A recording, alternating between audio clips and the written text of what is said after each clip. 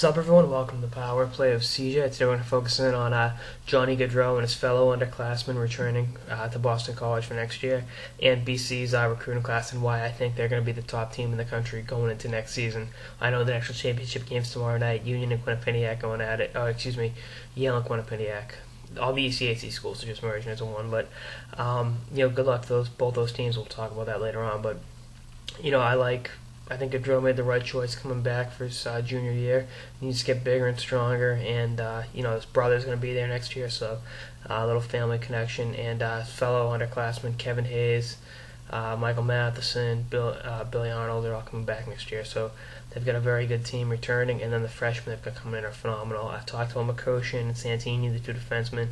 They'll both be top 2-round picks. Ryan Fitzgerald should be a 2nd or 3rd round pick.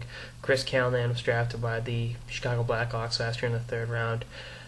Thatcher Demko, he's going to be a 17-year-old freshman from San Diego, a goalie. He should be the number one to open the season. Even as a young teenager. He won't be 18 till I think December 8th maybe. Don't quote me on that, but they've got all this talent coming in. I think there'll be some first half growing pains, but I think when you've got talented freshmen like this, like they did in 2010 with Kreider, with Dumoulin, with Way, they'll be fine. And like I said, I think Demko will have to weather the storm a little bit early on, but I think push comes to shove, he'll be the man down the stretch. And like I said, they've got so much talent coming in, and not a lot. I mean, they had a pretty good senior class, but I thought they lost a lot more talent going from last year to this year, with Kreider, with Dumoulin, with all those guys. But, I think when these guys come Christmas time, they'll have it all figured out. And I think they'll have a few guys in the World Juniors. I think Callahan has a shot. I think McCoshin and Santini both have pretty good shots. So maybe Fitzgerald possibly. But, once they come back from the World Juniors, I think from Christmas time onward, they'll be the best team in the country. And I think they could even open the season as a number one overall. Definitely the first team in Hockey East. They've got the best recruiting class in the country. I've reiterated that. I don't know how many times I can reiterate that without sounding like a broken record, but that's just how good they are. York's done a great job, and I think this could be York's last season.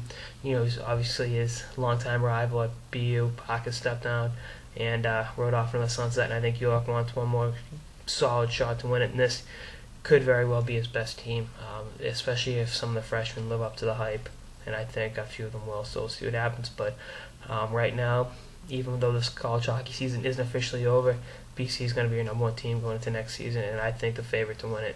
I don't know if Vegas should do like a college hockey thing like they do with the Super Bowl going into the NFL season, what the odds are. BC's got to be the odds-on favorite going away, so we'll see how it all works out.